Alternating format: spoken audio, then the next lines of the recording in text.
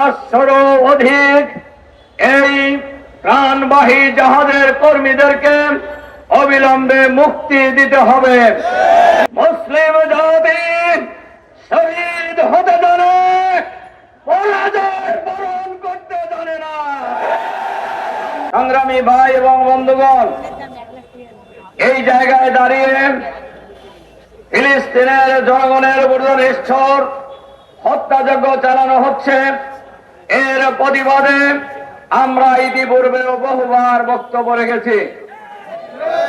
আমরা লক্ষ্য করছি নিষ্ঠুর ইসরায়েলি বাহিনী ফিলিস্তিনের গাজায় একের পর এক নিষ্ঠুর গণহত্যা পরিচালনা করছে। আপনারা লক্ষ্য করেছেন এই গণহত্যার লক্ষ্যবস্তুতে পরিণত হয়েছে নারী এবং শিশুরা। এই গণহত্যার লক্ষ্যবস্তুতে পরিণত হয়েছে ফিলিস্তিনের সাধারণ জনগণ। কিন্তু আমরা প্রতিবাদ জানাচ্ছি, আমরা বিক্ষোভ মিছিল করছি।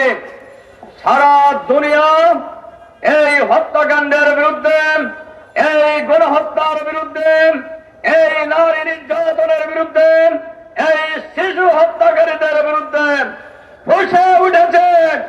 সর্বশেষ আপনারা লক্ষ্য করেছেন গতকাল যে ত্রাণবাহী জাহাজের নৃশংসভাবে হামলা পরিচালনা করা হয়েছে। 500-ও অধিক গণ অধিকার কর্মীকে, ত্রাণবাহী জাহাজের কর্মীদেরকে গ্রেফতার করা হয়েছে। সব মশার বিরুদ্ধে সুরক্ষা দিতে এলো বসুন্ধরা এক্সট্রিম অ্যারোসল, মশার বিরুদ্ধে এক্সট্রিম সুরক্ষা। ইতিমধ্যেই লক্ষ্য করেছেন বিশ্বের প্রায় অধিকাংশ দেশ ফিলিস্তিনের স্বাধীনতার পক্ষে মত দিয়েছে।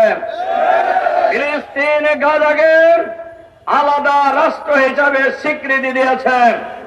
কিন্তু বিশ্বের মরল বলে খ্যাত এই দেশটি একের পর এক এই ছোট্ট ইসরায়েলকে শস্ত্র দিয়ে সাহায্য করে, সমর্থন জানিয়ে, এই মুসলমানদের রক্ত নিয়ে একের পর এক হোলি খেলা শুরু করেছে। ওই ইহুদিরা জানে না মুসলিম জাতি শহীদ হতে জানে, পরাজয় বরণ করতে জানে না।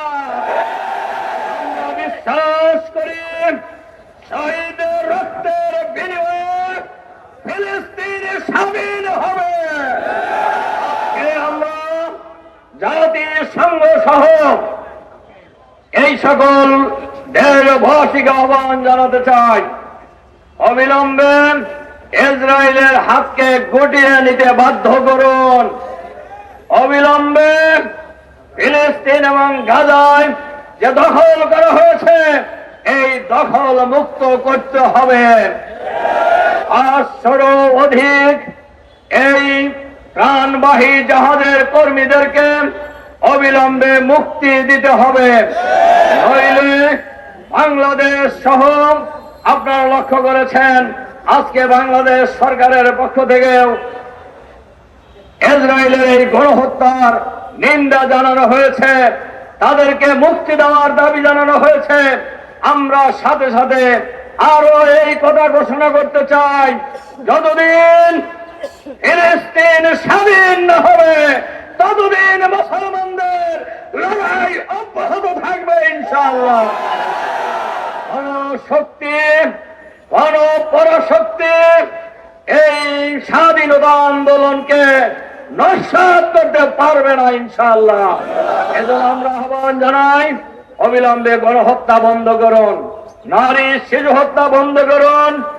ফিলিস্তিন যে অঞ্চল দখল করেছে ইসরায়েলি বাহিনী, এই অঞ্চলকে অতি বিলম্বে মুক্ত ঘোষণা করুন।